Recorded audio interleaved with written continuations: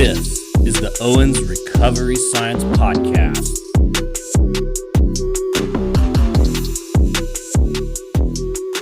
Well, gentlemen, welcome to another Owens Recovery Science Podcast. This is it's a somber day because it's our first podcast without our leader, our president of operations, the C. I don't know. He's got C in front of his name somewhere, I'm sure, right? Johnny is unable to join us. He's we're sending up prayers because he is recovering from a trip to Mexico, where we just learned today that Zac had no idea what Montezuma's Revenge is when Johnny told us he had Montezuma's Revenge. Zac, did you Google that? Did you Google Montezuma's Revenge to see? No, I still haven't, but this is what I would say. You piece things together from Johnny's text messages. I kind of got that. And the general idea. I still struggle to understand why people find the desire and the need to leave the country. I will tell you, I spent weeks in the wilderness drinking straight out of streams, no filtering needed, and I've never had this issue. So, I mean, they don't build them like they don't build Marines like they used to. Well, I'm just saying that I am just saying that it's the choices where we decide to vacation, and sometimes you have to pay the consequences. Well, some of us have to bring our families along, Zac. So, we have different choices than going and taking a backpack and a bow and spending a few days in the wilderness in Montana. Well, so you got to negotiate these things up front, Ben. Zac has. Kyle. It's exactly what I was going to say. You know what? We all make decisions, and Yeah. Well, Kyle, you started that intro for the podcast as if, Johnny was in a horrific accident and we needed to really take some time to give him our thoughts. Johnny's okay, everybody. He's just a little low on fluids and body weight at the moment. So we heard he's getting a Scotch tape test today. This is what we heard. So you guys, you should Google that one. The other thing that I would say is one of the tricks you can do is you just drink the IV bags. Don't worry about getting a true. Put it into the vein. You don't have to put it in the vein. You just straight up drink it. It personally tastes like ocean water, but does the trick pretty good. Isn't going into the vein more efficient, Zac? Well, sometimes you just don't want to deal with that.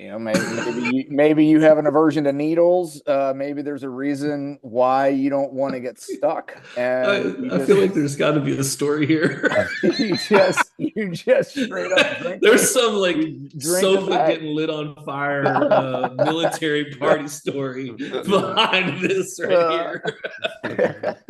I know how all these stories go with Zac.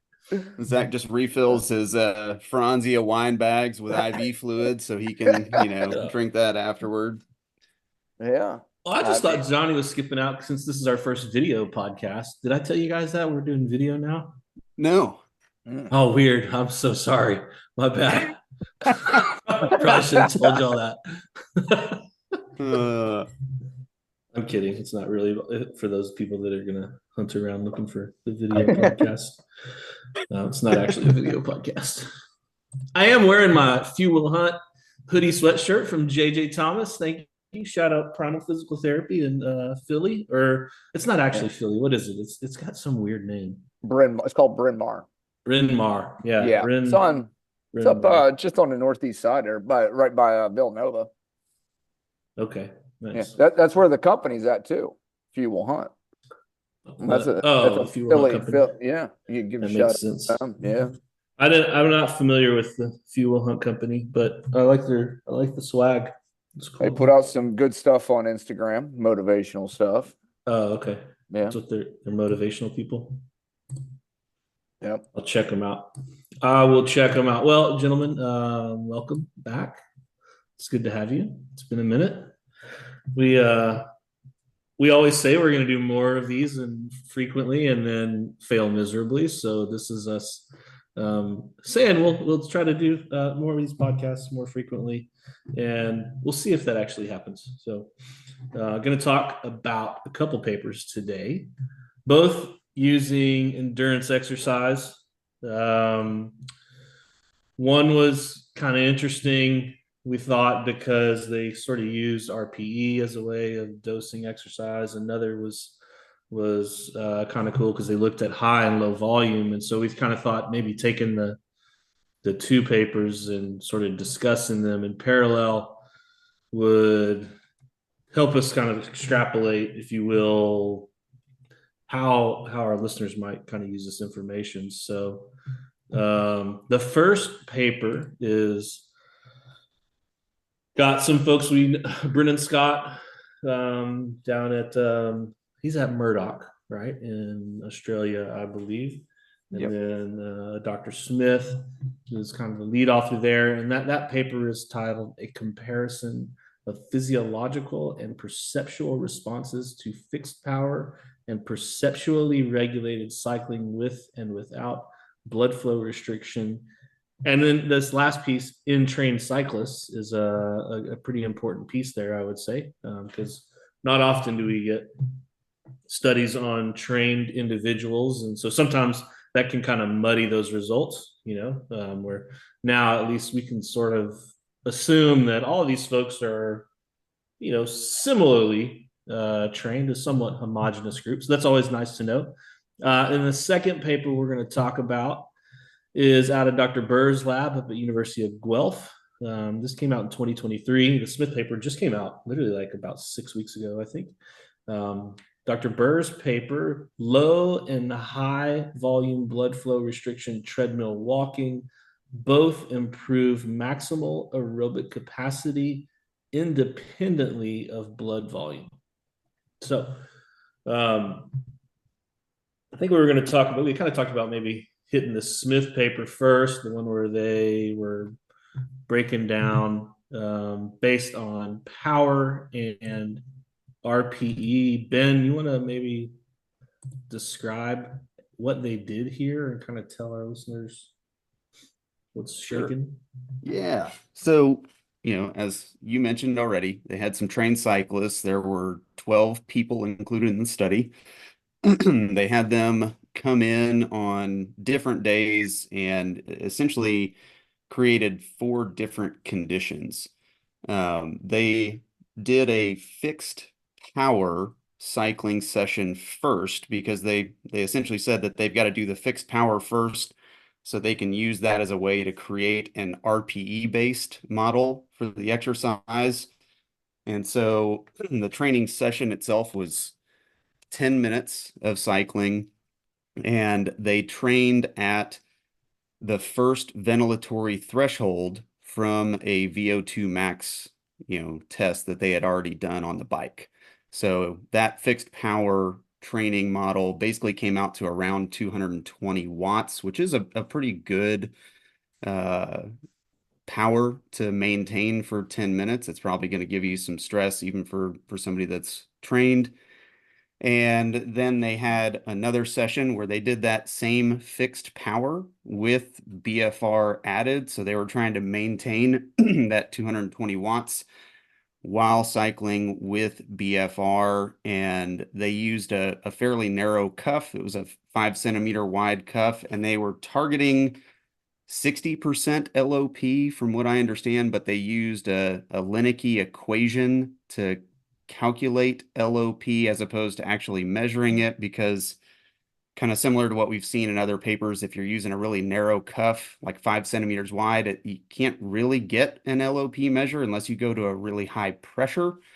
And in some studies, they've gone up to 500 millimeters of mercury and you still can't get it. So you're kind of left with using an equation model if you're going to try and estimate it, which we have some opinions may or may not be the best way to do it, but it's the same for both of the BFR conditions in this paper. So the 2 other conditions was they had a fixed RPE. So when they're doing this 10 minutes of cycling with the fixed power, the first session, every 2 minutes, they're telling you how hard they think it is, and they're giving you an RPE for that.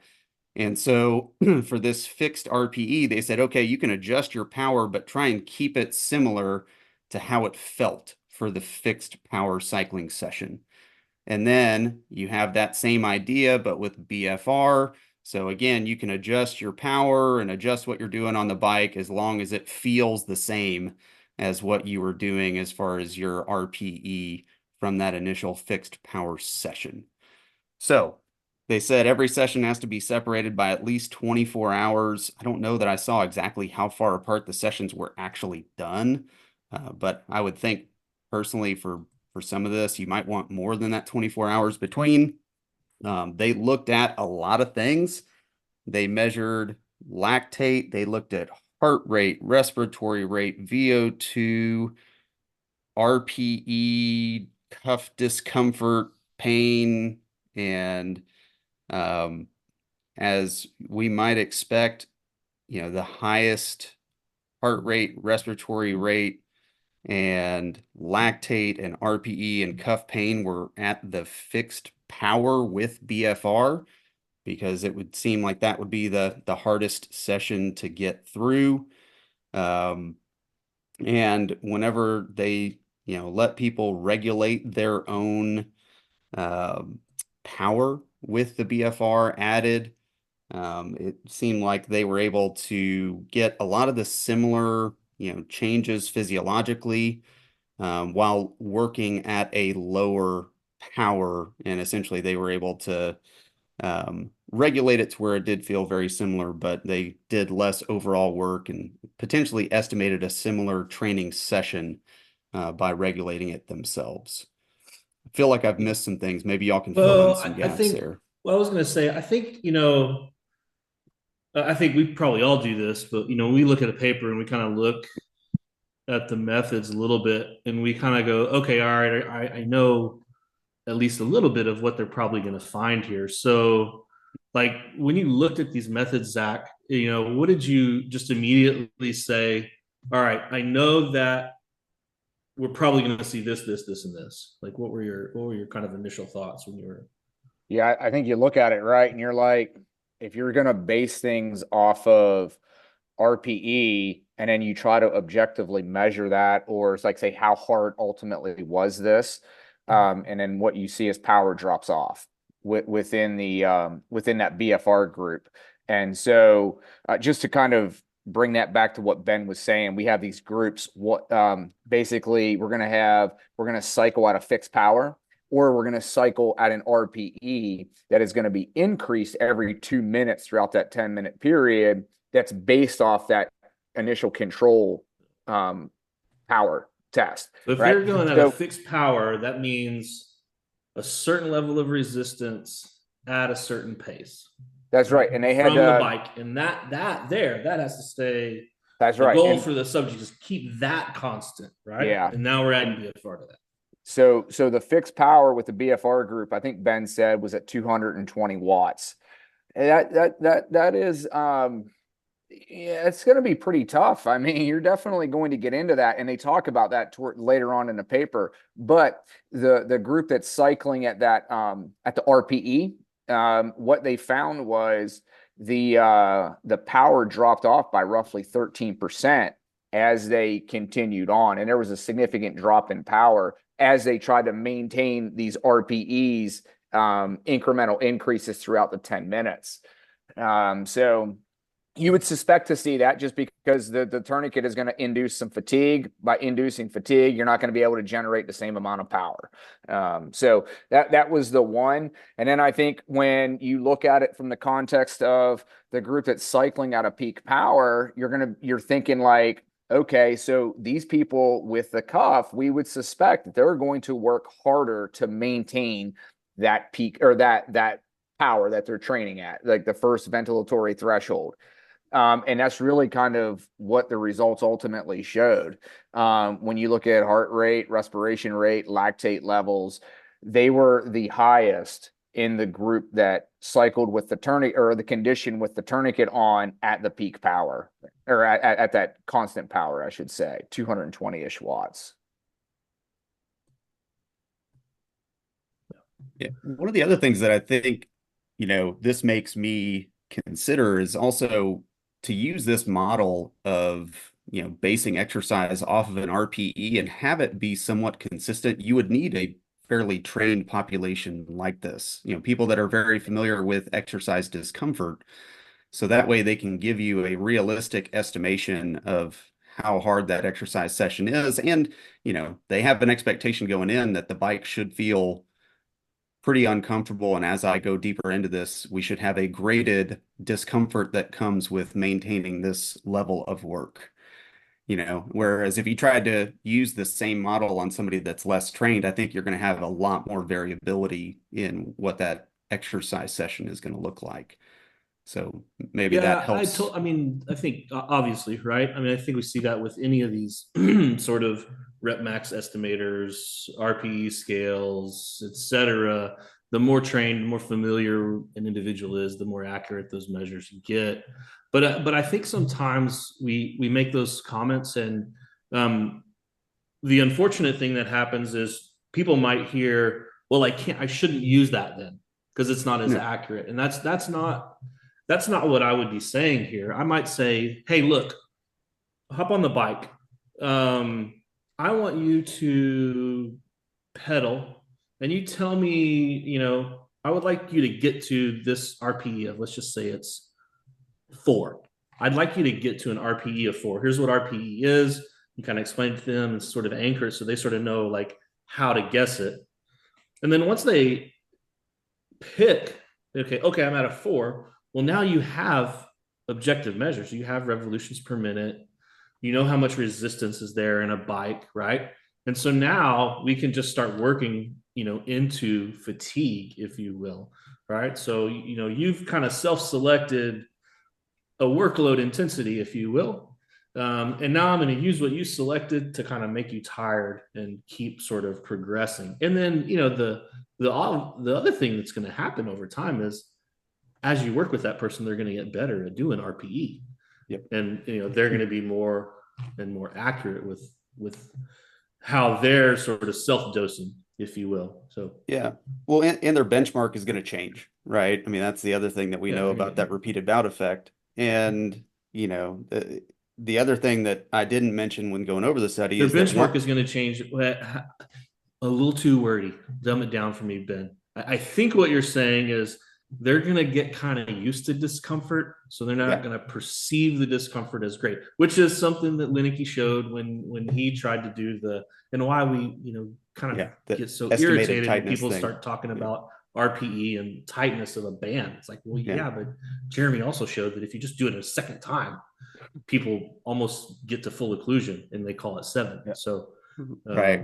yeah, so lots of Yeah. things are kind of changing, but in the end, you're kind of refining and getting more and more accurate over time. Right. I think one thing to just kind of back up, to the very beginning of the methods is talking about how they actually determined the RPE, right? Because they base it off a VO2 test, and it was an incremental power test is what they used. And so, What does that mean, with Zach? that, so what they'll do is you'll start cycling at a constant constant power output. They initially started at 50 watts. So you cycle, you're generating 50 watts, and the goal was to maintain a constant cadence. They had to maintain above 60 revolutions per minute. So then after that 5 minute kind of warm up, so to speak, on the bike, what they did was they went into an incremental test where they increased the wattage 35 watts a minute. And they continued doing this until the individual either reached volitional exhaustion or until their cadence dropped off below 60 revolutions per minute for 5 seconds. And they could not go back up. So, when we talk about it, using the clinical significance or implementing this in the clinic, because, very few people have the ability to measure a VO2 max. Like you just don't have the means to do that. And so There's no great way of like guessing it or estimating it, really, fortunately. Right. You have to have other metrics. And so like if you work with a cyclist or someone who has like a Wahoo kicker, like something like, or they have a power meter in their bike and they know either what their peak power is or their functional threshold power, whatever that they will know that. And then you can kind of set training zones off of that. But the other thing is you have to get them to that endpoint, right? Because how do you know what a 4 out of 10 on an RPE scale is if you don't know what 10 is? And so I think that's an important point to make as well. And you can do this relatively quickly and easily. All you really need is a means of reliably measuring power on the bike. And so that's the thing that I would kind of say as well when we start talking about RPEs and the feasibility of incorporating an RPE into the training. We have to kind of know what the max RPE is to get to that level. Well, and that's why RPE is going to be a little bit more valuable in a trained individual because they're going to be more familiar with like what does it really truly feel like to exert yourself intensely. And something that we haven't talked about yet from this paper is, Kyle, like you had mentioned, as far as, is this a relevant way to dose the exercise? Even with this trained group of individuals, dosing exercise based on maintaining that set power and doing BFR was too hard for one of these trained cyclists, and he actually dropped out. So, this is, bringing up okay, this might be the optimal way to get the most out of an exercise session, which we don't know that, and I'm not making that claim, but it still might be too hard as a way to start somebody when you're dosing your BFR exercise. So, maybe if nothing else, the RPE model gives you a way to dose exercise and grade somebody into it because, they're going to self-regulate for something that they can maintain. They're going to, adjust their revolutions per minute or the power or whatever that metric might be to make it something that fits into this RPE range.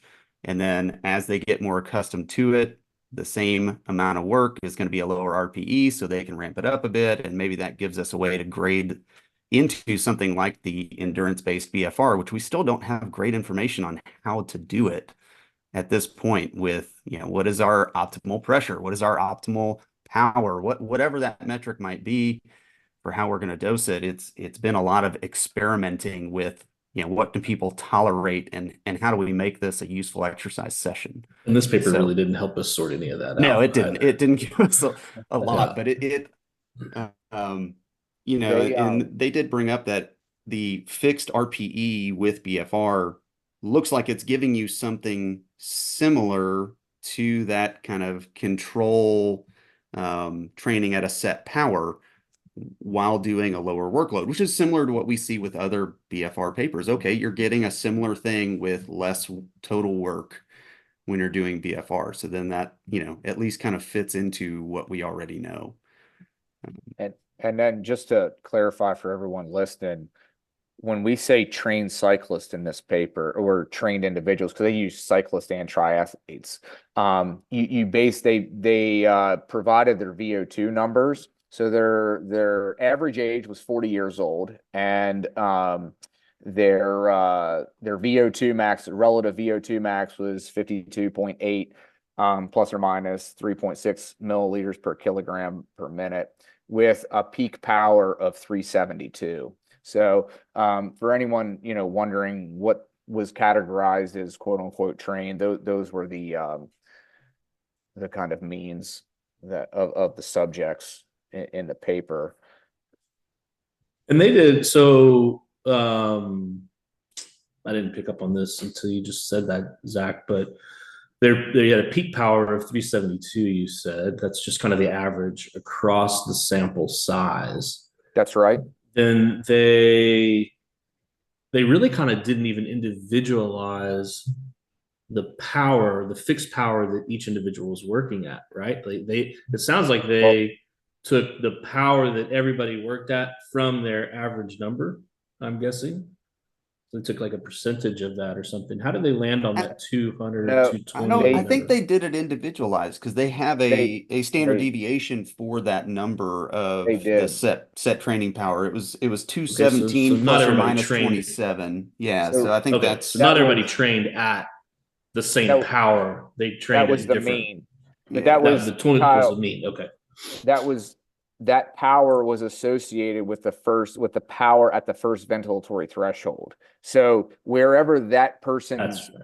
power was at for that first ventilatory threshold, and for again, like you may think if you're listening, being like, hey, like how am I determining a ventilatory threshold? Well, because we don't have like med carts and stuff like that to do indirect calorimetry.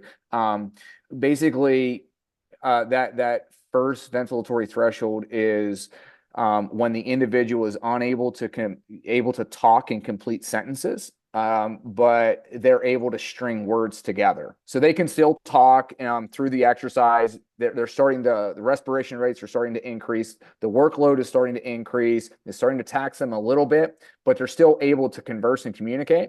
And so at that point, like that's when they started to, or that's where they based the power off of. And then that's the mean power that was reported was at like 217. I didn't hear. I didn't know if we were giving us. Yeah, that's good. Cool. I forgot what I was going to ask next. What else you guys got?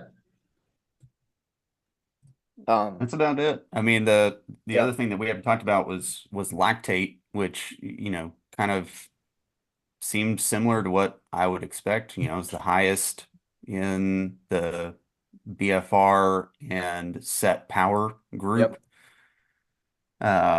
And I tried to look back because they were talking about lactate correlating with like VO2 and respiratory rate pretty closely. I forget exactly what they were saying as far as That was the difference, Ben. mm, That was the change. So for that RPE group, it mm-hmm, was the change in power, which was BFR minus the control. mm-hmm. That was significantly correlated with VO2, respiratory rate, and blood lactate. And the blood lactate was immediately post as well as 2 minutes post. So at each time point that they collected blood. So higher lactate in the BFR groups compared to a control group, which is again kind of what we would expect Yeah. to see. And That makes sense, the right? yeah, and the lactate, as we might expect, correlated with the amount of discomfort with BFR as well. Yeah. So kind of similar, and again, kind of fits what we would expect from the amount of awfulness that BFR endurance exercise creates. And then I think the other thing that I would just add on the BFR with power, with constant power, was they utilized more oxygen during the test as well. So again, like it goes to you're working at a higher, kind of quote unquote percentage. Yeah. So I think, in the grand scheme of things, one of the things that we sort of see fleshed out here is kind of what often is going to take place in a clinic over time, right? If you're really doing BFR well, and this could be resistance exercise with blood flow restriction, it could be aerobic exercise with blood flow restriction, but you're going to probably underdose a little bit initially because they've got to tolerate it. If you want them to keep doing it, they have to. And they may be totally unfamiliar with exercise. And so you need to kind of build that tolerance, which we know happens. And we see that happen over and over and again in the literature, whether it be RPE that we're looking at, or it be the tolerance to an 80% pressure, or just, the ability to increase load over time. And so basically we have these people that are exposing themselves all in different time points, but ultimately it's like, all right, start here where people can handle it, and then working towards a more individualized dosage that is not based on how you're feeling, but based on what you're able to perform, if you will. Right? It's kind of where we're working towards in the grand scheme of things. Agreed? Yep. Yeah. Yep. Cool. All right. Well, so that paper, for those of you listening, was in the journal, or not the journal, the European Journal of Sports Science. We'll have it in the show notes. I think that one was open access. I can't quite remember. If it's not open access, just be sure to send Ben an email and ask for the full text. He'll be happy to send it your way. I'll put Ben's email in the show notes at the end. I'll have my typical out of office telling people to reach out to Kyle. The out of office goes to Kyle. So that I end up getting it. Yeah, that worked. That doesn't always work either. Just an FYI. So. Zach, you want to tell us about this Thompson paper, this Jamie Burr paper? Yeah. So moving into the next one, the title of this one, like Kyle mentioned at the very beginning, low and high volume blood flow restriction treadmill walking both improve maximal aerobic capacity independently of blood volume. The purpose of the paper was to determine if blood volume and its constituents, red blood cells, hemoglobin mass, and plasma volume, are altered following BFR training of different frequencies, and whether these changes explain the observed improvements in VO2 max. A secondary aim was to determine whether the acute hormonal responses to BFR exercises altered following the training. What they hypothesized was that BFR training at both frequencies would increase VO2 max, and that this would be due to an increase in blood oxygen carrying capacity and blood volume. So basically going back to an increase in either red blood cells, hemoglobin, which would drive this change in VO2 max. What they did was they had individuals come in a parallel group, 28 folks. They used a protocol that we talk about in the course. It was from Park. And just briefly, what this protocol consisted of was walking at a speed of 5 kilometers per hour at 5% grade.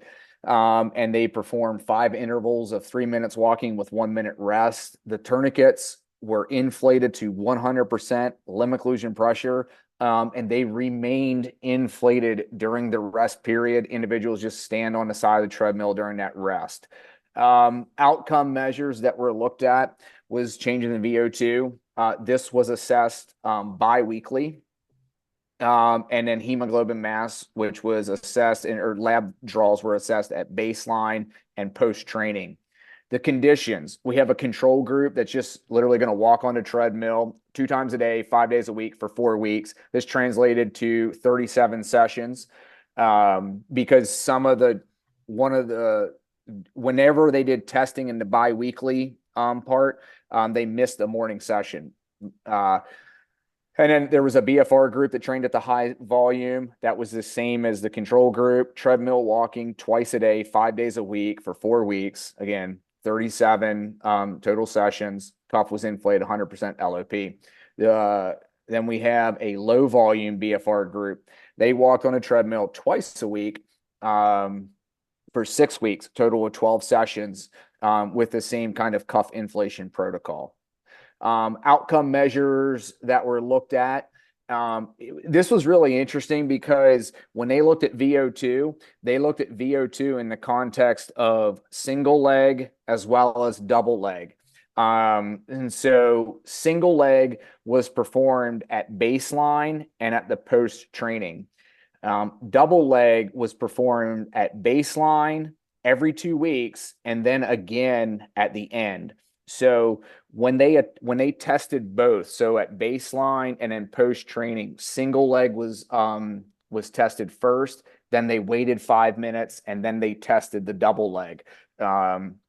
And so what the protocol consisted of for testing was single leg. They had a weight put on the other pedal to kind of offset that so it wouldn't feel awkward.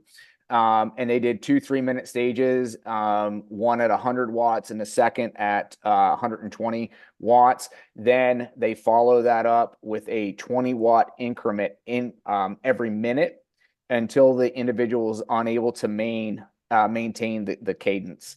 And then double leg was the exact same protocol, just with both legs. Yeah. One bit of clarification, and only because when I was reading this protocol, I was like, whoa, hang on a second. They used the Park paper and they basically went 19 minutes at full occlusion. So I went back and read, they actually deflated after the third set. Which I don't think Park did. Because Park wasn't at full occlusion. They were using those little narrow Katsu bands. And I read that, because they say we use the Park, and I'm like, whoa, hold up, but they use 100%. That's 19 minutes full occlusion bilaterally. That's a long time. Yeah, I thought the same thing. They did 15, 16, 17 minutes. Well, yeah, I had to write it out to really look at it. So you've got 11 minutes at full occlusion with 3-minute walking rounds. Then you've got a minute deflation, and then you've got the 3 minutes, 1 minute, 3 minute, and so that still sounds minutes. So the 11 minutes was the long period. Then you have a minute off, and then you've got 7 more minutes at full occlusion with the 3-minute rounds of walking, and that's I've been waiting for somebody to replicate the Park walking study in some form or fashion, because the results from that paper are pretty fantastic. Right. And so, this and the methods are pretty simple. Yeah. And this seems to give us some sort of replication of that, although it's, the 100% occlusion. I kind of want to try this before I go recommend it to anybody. So and for those of us that are trying to figure out what 5 kilometers per hour is, because if you're like me, I'm like, well, okay, what is that in miles per hour? Because that's well, it's right around 3 miles an hour. So it's and that's pretty similar to what you would see in a self-selected walking pace if you let people just walk however fast they want to. And Zach, I think you did say this, but it was at a 5% grade, so that does make that just a little bit harder to maintain. The other, and I was just going to say real quick, the other thing with this too, because like sometimes people ask during the course about how they tested VO2 and whatnot. They did the walking trial. It was a walking protocol, but then they tested it off the bike, which is typically what that's typically what you're going to do. Is test VO2 off the bike. It's probably the easiest, unless you're going to have people run. But well, and we haven't really gotten into the effects on VO2 max in these training periods, but it was essentially at the 2-week mark. If you're doing it twice a day, then you've at the end of 2 weeks, you've got about an 8% increase in VO2 max in that group. If you do it 2 days a week, by the 4-week mark, they had a 9% increase in VO2 max, if I'm reading that study correctly. So that basically gives you the options of, you could do high frequency for a short duration, or you could do a little lower frequency and a longer duration and get a pretty similar effect from that. So maybe it depends on what twice a week walking is very doable. Very doable, very easy to integrate into some sort of training regimen. Kind of no matter what sport or activity you're involved in, I'd say that's relatively easy to squeeze in there. Although we do need to kind of confirm this 100%. Yeah, I mean I have to say, like, walking at 80% is not that bad. Yeah, not bad. Way better than the bike. Very doable. Way better than the bike. Way better than the bike. Yeah, and I mean, the only missing piece from this that we have in the Park study compared to this one is the Park study was on trained individuals. It was basketball players, where this one is more of the recreational individual. So, we're not quite there yet to say that every basketball team on the planet should do a walking program in season, but, a couple more of these and you get a couple of, recreations on trained individuals showing the same thing. It's like, okay, well, Kentucky why might think wouldn't about you? it, don't you think? Yeah. Did I go there? My bad. The one thing that I would point out too is when you look at the results of the data, like Ben said, it was roughly the high volume group in the ballpark of 9% at 2 weeks. And then when they retested it, or they tested it at the end of 4 weeks, it was like 8%, something like that. But you look at that low volume group, they kind of plateau after 4 weeks. And so when you look at like, well, what is optimal? Well, here's the deal. Like, you literally have people walk twice a week. Your results are hitting at the 4 week mark. And then those remaining 2 weeks of testing, it just kind of plateaus a little bit, and you don't get really near the boost. So it looks like you can expect a change even in a low volume group at around the 4 week mark. So somewhat, you would say, if we're gonna just kind of say like where are the results coming in at high volume, you get it roughly at 2 weeks, and that's what Park showed as well. However, if you reduce the volume and make it much more clinically relevant, 2 times a week, it's at 4 weeks. And so it takes twice as long, 2 versus 4 weeks, but the results are pretty much the same with significantly fewer visits. Mm-hmm. Well, and it begs the question of, is that the time point where we're seeing a need to push the intensity to continue to see an effect, as opposed to, it's not any better if you continue to do it, kind of thing. And then the other part of the conclusion, or the results of this, besides VO2 max, they didn't see any changes in blood markers. Hemoglobin didn't change. Red blood cells didn't change. Plasma volume didn't change. Hormones kind of fluctuated a little bit at the very beginning, but as the training went on, they actually either stayed the same or decreased. So it was interesting because, like, I think this is one thing that we say, like, in a course, when we talk about the aerobic side of things, and it's like, how do you determine VO2 max? We talk about, there's this one equation, it's called the Fix equation. And what that says is basically VO2 max is equal to your cardiac output times the arterial to venous O2 difference. Just boiling that down into layman's terms, you have a central component, which is your cardiac output, and then you have your peripheral component, where it's basically how much of that oxygen are we able to extract out of the arterial side and create a larger deficit on the venous side. And so what Jamie and that group showed was there doesn't seem to be a whole lot of a central. There's a central component, but it was not like the overreaching factor, which they initially thought was one of their hypotheses. And so they go on then in the discussion to talk about, a lot of the influences in VO2 could be explained from the peripheral component, whether that's a change in capillarity, so increasing perfusion to the exercising muscle, potentially maybe a mitochondrial change, either in quantity or capacity. So that's kind of the other aspect of the results as well. And they felt like it'd be on the central side, if I recall, because prior studies have shown pretty large increases in heart rate. And then I think there was something to do with the blood volume as well that I didn't quite finished wrapping my head around, but they thought that they were going to see an increase in the hormonal aspect that would regulate blood volume. And so they thought they were going to see an increase in that would then drive just overall increased total amount of blood. But they did not see that. So so more blood means more oxygen you can pull out, that kind of thing. Like a change in red blood cells, all that stuff, but did not see that. And so they rejected that part of the hypothesis and, thought maybe that the changes that we're seeing are, there's a good contributor from the periphery.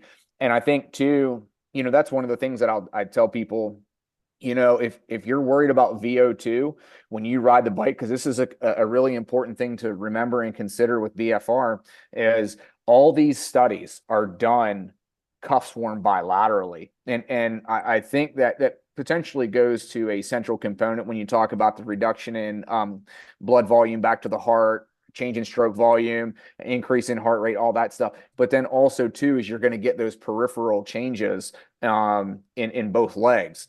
Whereas if you only do wear the cuff on one side, the quote unquote involved side, I don't think that you'll get quite the change in VO2, and that's actually what it showed. This paper showed as well when they looked at single leg VO2 changes compared to the double leg change. So I think another kind of interesting thing that we might be able to pull away from this is, the BFR, excuse me, the high volume group, they did like 3 times the amount of sessions, yep. Right? And the results were basically the same, just 2 weeks apart. So it really kind of makes you wonder, how much more volume do you need to add to that low end group to actually really sort of get to where that high volume group is at? Like, it makes me think, I bet we can peel away some volume and still get there, So could you go instead of twice a day for 5 days? Yeah. Could you go daily? Could you go, just a set number of times per week? That is maybe like, I don't know, 6 or 10 or something like that. 10 would be pretty in line with what they did, so they want to do that. But somewhere in there, it seems like you probably could like bump up that volume a little bit, and maybe see some changes a little bit quicker, and to the same magnitude, at least in that short duration. But then, of course, I think we all are kind of on this page, like it really probably looks like, especially based on the low volume group at that 4-week, at that 6-week mark, something needs to be adjusted to continue to see adaptation, right? We need to increase the intensity of what we're doing somehow. So, yep. Yeah. I mean, it's cool to see the 2-day-a-week model. And to me, 2 days a week, 4 weeks is that's a pretty low volume of total work to, really to get a substantial effect. And that's huge for us in filling in some gaps of the question on minimal effective dosing, right? Yeah. And then the next question becomes, is 100% occlusion necessary to see that? And that's where, we definitely, we need more info on, what is that pressure that needs to be there to really see this? Is that full occlusion potentially necessary there? And even they did it in a somewhat intermittent, they had that one deflation in the middle there, probably for tolerance purposes, I would assume. So then it's like, okay, well, if you do 80% and you keep it inflated, does that kind of do the same thing? And so obviously more questions come from it, but it does give us something individualized for endurance exercise, which we need. I think and to a bit of a clarification there too, like, and Zac made this point on an email recently, which I thought was good, because I feel like on occasion we're seeing from people that this idea that you can get all these changes that you want to see with exercise, but not having to endure the discomfort that the exercise induces. And that's you're going to have to deal with the discomfort of what you're doing at some point if you want it to create adaptation in tissue. Like that, there is no getting away from that. Like, it's just a matter of when. These folks did it at 100%, and good on them. Can you do it at 80? Probably. You're still going to have to get just as uncomfortable as they did for the most part if you want to see the same kind of changes, though. Right. And that was kind of something that we discussed a little bit off air beforehand, going back to the cycling paper. It's, they talked about the fact that, the fixed RPE group that was able to get something kind of similar with a, a lower power output. So it's probably similar to the control exercise session. And, you're able to regulate some of your work for periodization purposes, things like that. I kind of view it in the opposite of, well, if I'm able to work at that fixed power and endure the discomfort of BFR for this really short 10-minute time frame, maybe I'm getting a training session that's similar to one of my longer training sessions, and there's some additional benefit there. You just have to embrace the additional discomfort, but you only have to do it for 10 minutes. It's a shorter period of time, and you're, getting a bigger value from your, really high amount of discomfort for that short time. Yeah, man, you just gotta embrace the suck, man. Yeah, I thought Ben was going to say that. I wanted to embrace the suck, but you know what? Hey, the pleasure is in the process. You know what? You want the end result. Hey, put David Goggins on 10-minute reels. Dude, I mean, what else you got to do? Dude, Goggins will have you, dude, you'll be like 220 watts. What's this, dude? Let's crank it up. Let's go 260, 270. even if max watts is 370. I mean, we're doing it. Yeah, you haven't thrown up yet. Are you really training? That's right. Is this that's right. Yeah. I mean, I haven't blown through all the cartilage in my knees, and my feet aren't bleeding yet. So I mean, I don't know that I'm really doing much here. There's more to go. That's right. I mean, yeah, Goggins will get you there. That's right. Hey, you're like you're dehydrated. No, you're not. Lick your lips. Keep going. Let's go. Come on. It's just drink the bag. Just drink the IV bag. Yeah. No need to put it in a vein. Just drink the salt water. Yeah. Well, I mean, I guess that's the next step. You have your IV bag hooked up to you while you're doing your BFR on the bike, and you don't ever need to leave, right? Hey, Danny Christensen is doing femoral blood draws while people are cycling. You know what? Yeah. Plus like multiple biopsies. Sounds terrible. I'm like, dude, man, this is intense. These poor grad students can't get out of doing these studies. Who knows? It could be the undergrads as well, taking like an exercise physiology class, and it's like, dude, you're struggling here. You're not passing the test. Come on in. Yeah. Do the project. That's some extra credit. I got some extra credit for you. Yeah. We need participants, and you need a grade. So. Let's make a deal. Oh no! Now we're gonna have to get Christensen on here so we can apologize for Zac saying he tortures his dude. I mean that. Yeah, man, dude. The multiple biopsies would be, man. That'd be tough. Yeah. We haven't talked about that paper, have we? No, but it's good. I mean, and that's the thing too. It's just so dense is the problem, man.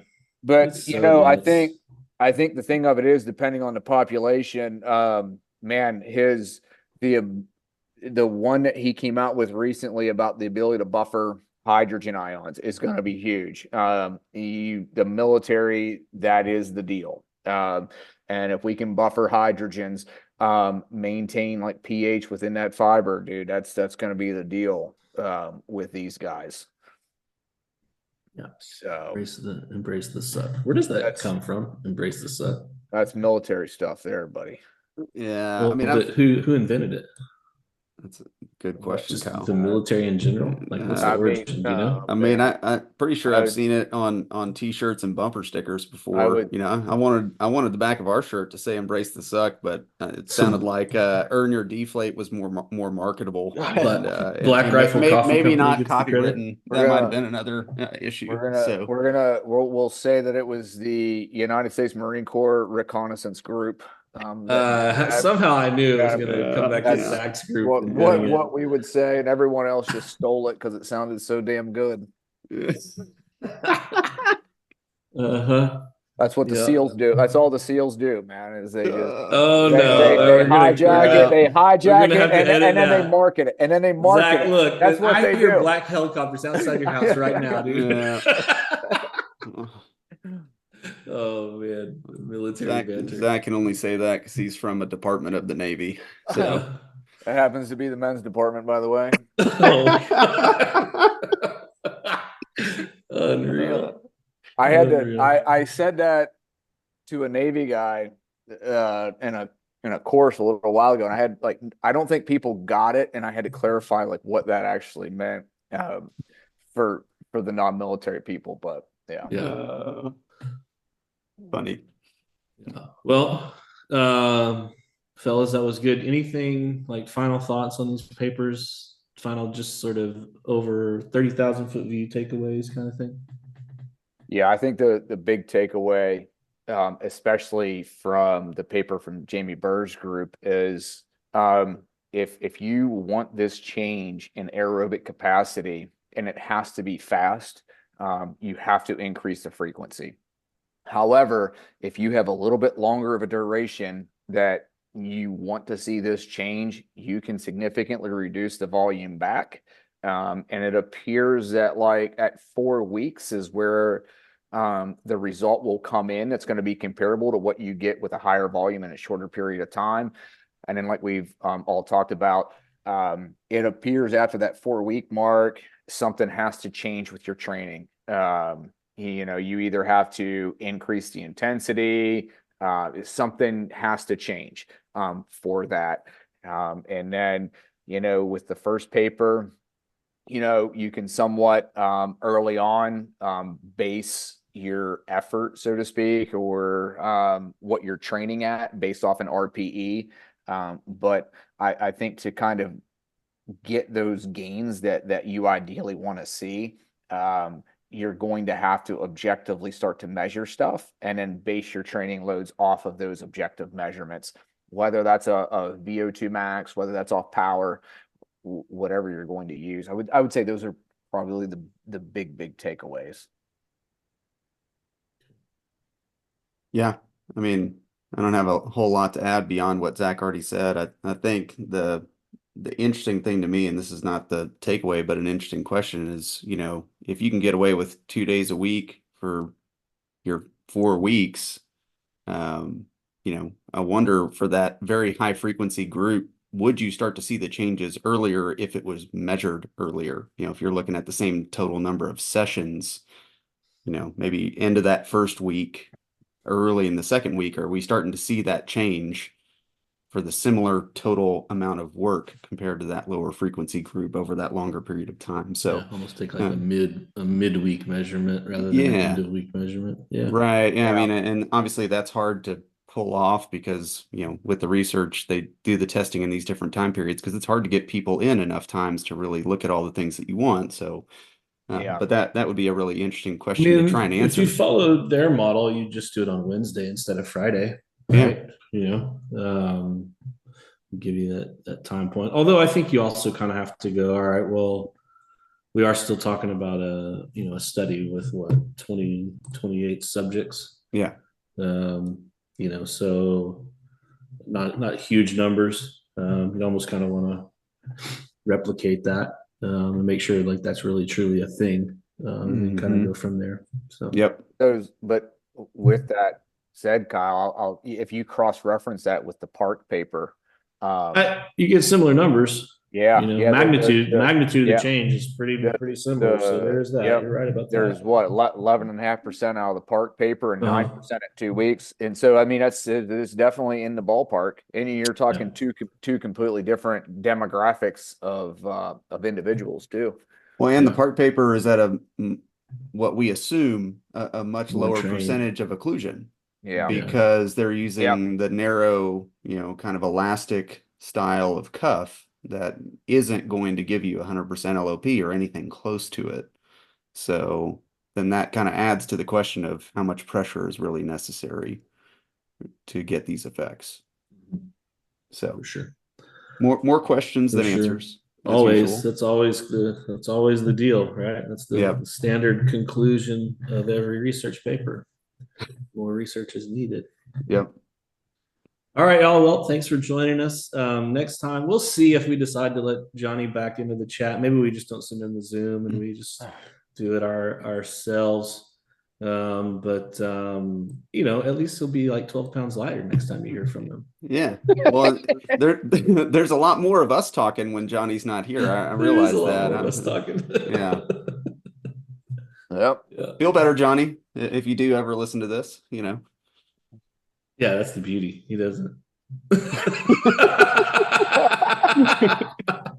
All right, y'all. Good job. Thank you. All right. How do I stop this? Stop. There we go. Thanks for listening to the Owens Recovery Science Podcast. Owens Recovery Science is a single source for PTs, OTs, ATCs, DCs, MDs, and other medical professionals seeking certification in personalized blood flow restriction rehabilitation training. Find them online at owensrecoveryscience.com. One last thing before we get out of here. First, want to say a sincere thank you for listening all the way through, but also wanted to remind you that this podcast should not be considered medical advice. It is strictly entertainment. It's a way for us to try to keep up with what is ongoing within the BFR world. If you require some sort of medical attention, medical advice, please seek that from a licensed individual within your state. Thanks, and we'll talk to you soon.